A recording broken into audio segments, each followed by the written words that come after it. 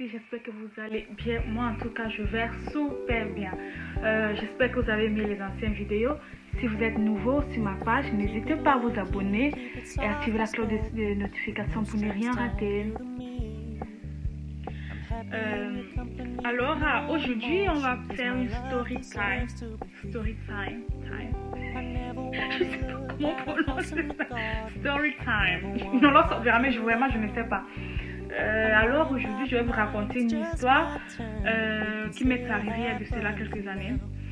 J'étais en train de surfer sur mon Facebook et tout, et puis j'ai vu une femme qui a raconté une histoire qui lui est arrivée, et vraiment ça m'a fait un peu réfléchir, ça m'a fait penser à ce que j'avais eu à vivre, quoi.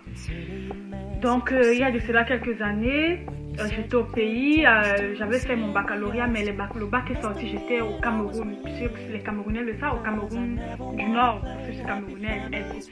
Donc je n'étais pas là pour fêter avec mes amis et tout. Et quand je suis rentrée des vacances, ma copine, elle me demande elle me dit, ah Lionel, viens, il faut qu'on aille fêter, on n'a même pas eu à fêter ensemble et tout. Je dis, d'accord, il n'y a pas du tout de problème. C'est pour ça qu'on programme la sortie un samedi. Et puis le samedi arrive. Heureusement, ce jour, j'étais habillée déjà simplement. J'ai mis juste une basket, une petite culotte, tranquille quoi. On arrive, un petit snack, on commande le poisson brisé chez la femme. On était juste dans copine quoi, on s'assoit et puis il y a deux hommes qui arrivent, qui étaient déjà là, qui étaient déjà dans la salle, qui viennent se joindre à nous. Vous ne mangez pas et tout. On dit non, on était d'attendre à manger. Tu dis qu'ils nous payent à manger. D'accord, le jour on dit que d'accord, il n'y a pas de problème, mais comment qu'on avait notre argent, hein? Et puis maintenant, ils viennent, ils nous achètent, ils payent le poisson brisé qu'on avait commandé, ils nous achètent à boire. À la fin, on ne dépense rien. On a fait de manger, on passe un bon temps et tout. Puis arrivé un moment, mes amis, c'était aux environs de 22h comme ça, 19, 21h comme ça, si je me rappelle bien.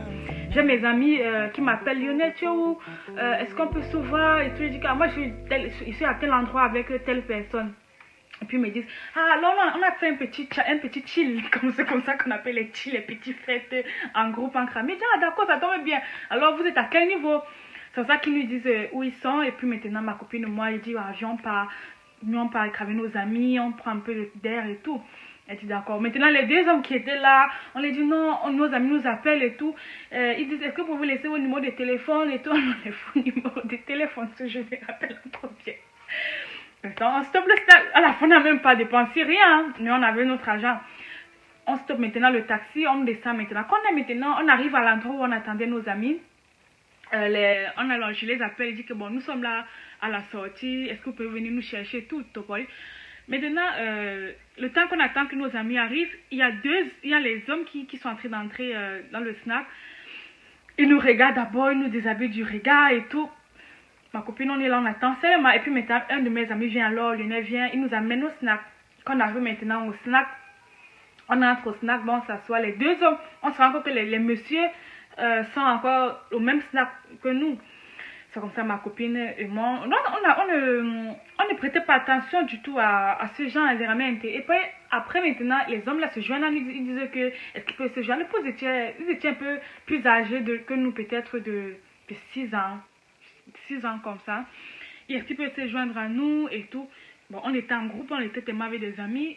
Ils achetaient à boire, on achetait à boire. Donc, c'était une petite fête entre nous.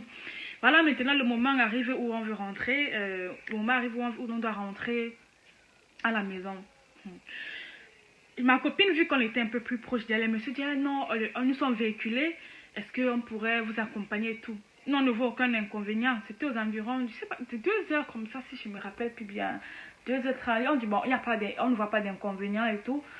Ma copine, vu qu'elle est à côté de la maison, elle est à côté un peu plus proche que moi, on décide d'aller la laisser d'abord avant d'aller me laisser moi. Et puis maintenant, quand on est entré dans la voiture, il y avait les deux hommes, le monsieur qui conduisait et avec son frère. Il m'a dit que c'était son frère. C'est comme ça que celui qui conduisait commence à me draguer et son frère draguait ma copine derrière. Quand on arrive maintenant, on dépose ma copine à son domicile. Il reste cause un peu. Et après, maintenant, le moment où il faut qu'il m'accompagne, il me demande ma destination. Je lui donne ma destination. Il était déjà à 2h30 comme ça, si je me rappelle. Juste dépassé, mais 2h30, 3h, on ne fait que rouler. J'ai dit au monsieur que, mais on est en train de partir. Où est-ce que tu es en train de m'amener? Parce que depuis là, moi, je ne sais vraiment pas où on est en train de partir. Il est déjà dans 30 minutes, alors que ma maison, c'était à 20 minutes. On est déjà. J'ai dit que non, il faut que j'accompagne mon frère. On vient de l'appeler. J'ai dit que, mais, on vient de l'appeler. Quand même, dit que non, il faut que je le dépose avant d'aller te déposer. Il n'est pas loin d'ici et tout. J'ai dit que, ok, il n'y a pas de problème. Je ne sais pas où le jour où j'avais vendu ma force. Je ne sais pas. Le moment au début, je n'avais pas peur. J'étais moi tranquille, qu'on calme, non? Et puis maintenant, quand on arrive où on ne fait que rouler, 3 heures, et j'ai commencé à paniquer. Je dis, où est-ce que tu as été de m'amener? Depuis qu'on n'a pas laissé ton frère, on n'est pas encore arrivé. Le monsieur m'a dit, non, tu as peur de quoi? Et je dis que monsieur Confort, je te connais même pas. Moi, je savais que tu allais laisser ton frère et tu allais me déposer, s'il te plaît. Il faut que tu ailles m'accompagner ou bien tu me laisses ici, là, moi, je vais prendre mon taxi. Il dit que non, pourquoi tu as peur? On parle, je vais t'accompagner, je suis un machin, c'est un machin. Comment me raconter ce qu'il est, nanani, nanana. J'ai dit, non, mes frères, gars, je m'en fous, ce n'est pas mon problème. Voilà, le bon monsieur, on arrive, il est déjà 4h30, 5h. On fait qu'arriver, on arrive à un moment où, je vois, on arrive dans un endroit où il y avait des femmes avec des paniers au dos, des haches, la roue pour aller cultiver. Ici, mais avec les champs d'oiseaux, donc on était déjà dans un village, on était déjà, comment on dit, déjà hors de la ville de Yaoundé. C'est là alors que ma peur a commencé. J'ai commencé à dire que je vais sortir, taper la voiture, taper, dire que mais calme-toi, calme-toi. Et après, ce qui m'intriguait encore le plus, ce qui me faisait vraiment peur, c'est qu'il parlait une langue que je ne comprenais pas. Il parlait, je sais vraiment pas, c'était non le Betty, ou il parlait une langue, c'est ça qui m'intéressait pas. Il parlait, je sais vraiment pas, c'était non le Betty, ou il parlait une langue, c'est ça qui m'intriguait parce qu'il parlait entre eux et je ne comprenais absolument pas ce qu'il disait et ça me faisait encore plus peur. J'ai commencé à trembler, j'ai commencé à avoir peur que non, je veux rentrer, je veux rentrer. Je me suis dit que mais attends, il y a un moment, il ne me répondait même plus jusqu'à 5h du matin, on fait qu'entrer dans la brousse. On fait qu'entrer dans la brousse, Seigneur Jésus, on fait qu'entrer dans la brousse. J'ai commencé à prier. J'ai commencé à avoir peur, à commencer à prier, dit que ouais, pardon, laissez-moi sortir, j'ai commencé à prier. Donc là, à ce niveau, c'est là où ma peur a vraiment pris le dessus sur moi. J'ai commencé à avoir peur, à prier, à pleurer, à hurler. Mais personne ne m'attendait. Ce qui m'a encore plus tétanisé, il s'arrête. Il y a un monsieur qui sort de la brousse. Il était placé là, à une entrée là. C'était dans ce brousse, on dit des paniers au dos. Des haches, la roue pour aller cultiver. Ici, mais avec les champs d'oiseaux. Donc, on était déjà dans un village, on était déjà, comment on dit, déjà hors de la ville de Yaoundé. C'est là alors que ma peur a commencé. J'ai commencé à dire que je vais sortir, taper la voiture, taper, dire que mais calme-toi, calme-toi. Et après, ce qui m'intriguait encore le plus, ce qui me faisait vraiment peur, c'est qu'il parlait une langue que je ne comprenais pas. Il parlait, je sais vraiment pas, c'était non le Betty, ou il parlait une langue, c'est ça qui m'intéressait pas. Il parlait, je sais vraiment pas, c'était non le Betty, ou il parlait une langue, c'est ça qui m'intriguait parce qu'il parlait entre eux et je ne comprenais absolument pas ce qu'il disait et ça me faisait encore plus peur. J'ai commencé à trembler, j'ai commencé à avoir peur que non, je veux rentrer, je veux rentrer. Je me suis dit que mais attends, il y a un moment, il ne me répondait même plus jusqu'à 5h du matin, on fait qu'entrer dans la brousse. On fait qu'entrer dans la brousse, Seigneur Jésus, on fait qu'entrer dans la brousse. J'ai commencé à prier. J'ai commencé à avoir peur, à commencer à prier, dit que ouais, pardon, laissez-moi sortir, commencer à prier. Donc là, à ce niveau, c'est là où ma peur a vraiment pris le dessus sur moi. J'ai commencé à avoir peur, à prier, à pleurer, à hurler. Mais personne ne m'attendait. Ce qui m'a encore plus tétanisé, il s'arrête. Il y a un monsieur qui sort de la brousse. Il était placé là, à une entrée là. C'était dans ce brousse, on dit dans la brousse, il n'y avait plus de maison, il y avait tout était seulement forêt. Le monsieur entre dans la voiture, il avait une machette dans la main. Seigneur Jésus, Marie, Joseph. Je suis comme ça, là. J'ai dit que mais ton frère là, on parle depuis, il dit que non, voilà le monsieur qui l'appelait, c'est lui qui dit que mais depuis 2h30 qu'on a laissé, il est déjà 5, 6h. Mais c'est que tu m'avais laissé là et parti. Tu ne devais pas venir voir ton ami. Mais dis non, parce que je voulais que te faire découvrir la ville. Que me fait découvrir la ville, que je t'ai dit que je voulais découvrir la ville. Mais tu restes tranquille, tu as peur de quoi? J'ai commencé à dire que non. Et en plus de temps, le monsieur était assis derrière moi. J'étais même plus assis moi comme ça dans la voiture. Non. J'étais assis moi comme ça. J'étais même plus. J'étais tétanisée. J'ai commencé à prier à haute voix. J'ai commencé à prier à haute voix. J'ai commencé à pleurer, à prier, Seigneur. Prier. Puis il dit que mais j'ai commencé à prier. C'est pas vraiment. Je vous dis, mes frères, la prière, elle est vraiment très importante. La prière, on néglige ça. On néglige Dieu. Mais franchement, quand c'est pas ton jour, c'est pas ton jour. Et franchement, et quand le monsieur est entré, il était tellement busy parler en patois. Et le moment, c'était au moment où on tuait beaucoup de femmes là-bas au pays, là-bas au Cameroun.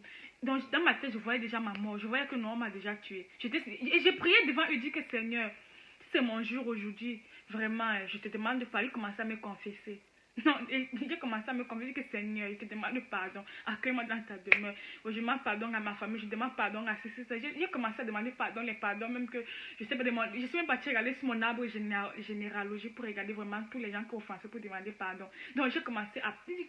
Quand il parlait, j'étais même plus avec lui. Je priais seulement. Et je priais pas dans mon cœur, je priais fort. Ils entendaient ma prière. J'ai dit que Seigneur, si c'est que c'est mon jour, pardon papa, accueille-moi, Seigneur, te demande pardon. Je voulais même me mettre à genoux, même dans la voiture pour prier. Parce qu'à un moment, je disais qu'il y a 3 messieurs dans la voiture. Un avait la machette. Et en plus, je suis devant. Si c'est qui m'arrête, il me tue, il fait comment? C'est comme s'il était déjà 6 h du matin. Moi, je me dis que ça, c'est un. Quand je parle, je suis en train de rire aujourd'hui, mais le moment où j'ai vécu cette scène, vraiment, je ne riais pas. J'étais traumatisée, au fait. J'ai suivi un traumatisme crânien, même c'était physique, psychologique et psychique. Parce que je n'arrivais plus à respirer. Donc, j'étais tétanisée quand je regardais, quand je mettais ma tête dehors. Franchement. Le moment venu maintenant, les messieurs, ils se retournent. Il m'a dit, tu penses que je vais te faire quoi? Il ouvre la porte, il était peut-être 6 h comme ça, 6 h 30, 7 h. Il ouvre la porte et puis il me pousse de la voiture. Il me jette, il me dit qu'elle descend, tu penses que je allais te faire quoi? Et tu dis que mais, je commence à crier. C'est là que je commence à crier. Il prend 2000, le jour il a pris 2000 francs, il a jeté sur moi, il m'a poussé, il a fermé sa porte et il est parti. Donc le temps même que je tombe même au sol et tout, même, j'étais dépassée que je tremblais, je dis que donc, je suis en vie. Donc nous sommes partis loin dans la forêt, il est ressorti de la forêt avec moi, il m'a poussé, il m'a jeté là, il m'a lancé 2000 et il a fermé sa porte, il est parti. Donc, je pleurais. J'étais tellement contente. J'étais paniquée. J'étais tout. Dans le sens où j'ai dit que je vis encore. Donc, je suis vivante. Donc, ils m'ont rien fait. Et maman maintenant arrive. Elle est sortie de son chef. Elle dit, hey, ma fille, qu'est-ce qu'il y a? Et je dis que maman, je dis que même parler me dépassait. Elle me dit que tu es chanceuse de maman, ma fille. Chaque jour, on entend les filles qui ont disparu ici. Raconte-moi. Je dis que comme quand je commence à raconter l'histoire à la maman. Elle dit que hey, franchement, tu es une miraculeuse. Tu étais vraiment chanceuse. Parce que les filles ici, chaque jour, on ramasse les corps des filles ici là qui n'ont plus marché. Je dis que maman, je te jure que j'ai commencé à pleurer. C'est là que je demande que je suis où? J'étais à 1500 de Yaoundé. Donc j'étais déjà hors de Yaoundé. C'est là qu'elle me dit que viens. Elle me dit que viens ma fille. Elle me stoppait un taxi. Les taxis les taxis de la route qui voyagent là. C'est là qu'elle me stoppe. Elle stoppe le taxi. Elle me dit que ma fille, sois prudente. Sois prudente dans la vie future. C'est vrai que j'entre dans la voiture. Quand je suis dans la voiture, le chauffeur parlait, je ne comprenais même rien. J'étais seulement là comme ça. J'étais apeurée. J'étais dans le sens où je n'avais pas à croire que je suis vivante. Moi, dans ma tête, c'est que j'étais déjà morte. Moi, je vous dis, physiquement, j'étais sur place. Mais moralement, j'étais morte. Parce que depuis 2 h qu'on est en route, on arrive dans la forêt, on voit les hommes qui sont avec les matières. Et puis, ils parlent en patois, ils sont bizarres. Comment je n'arrivais pas à croire que j'ai survécu à ça, au fait, que si on est parti pour me tuer, arriver, je ne sais pas ce qu'il est. Mais moi, je me dis, c'est Dieu, au fait. C'est Dieu qui m'a sauvé en ce moment. C'est ce que je ne serais pas là aujourd'hui à vous raconter. Ça, c'est que je suis pas. Parfois, j'ai dit merci à Dieu. J'étais dépassée ce jour. J'étais vraiment dépassée. C'est comme ça, alors que je décide. J'arrive à la maison, mes soeurs sont là, elles sont. Que tu étais où depuis? Moi, j'arrive à la maison vers 8 h. 8h30, 9 h. Même quand je suis arrivée à la maison, que je me suis allongée, quand j'ai fermé mes yeux, j'ai eu un soulagement. Les gens m'ont commencé à m'appeler, ils m'ont dit que merci. Donc, depuis le moment que les gens m'ont jeté, je n'avais même pas encore prié. Donc même pour prier, ça m'avait dépassé. Je me suis couchée, j'ai dit Seigneur, vraiment merci beaucoup. Si ce n'était pas toi, à part toi, qui pouvait faire ce miracle? Parce que ça c'est un miracle. Parce qu'on ne peut pas me dire que les gens ils m'ont apporté là-bas juste pour me faire découvrir la ville. Et ils ne me disaient même rien. Et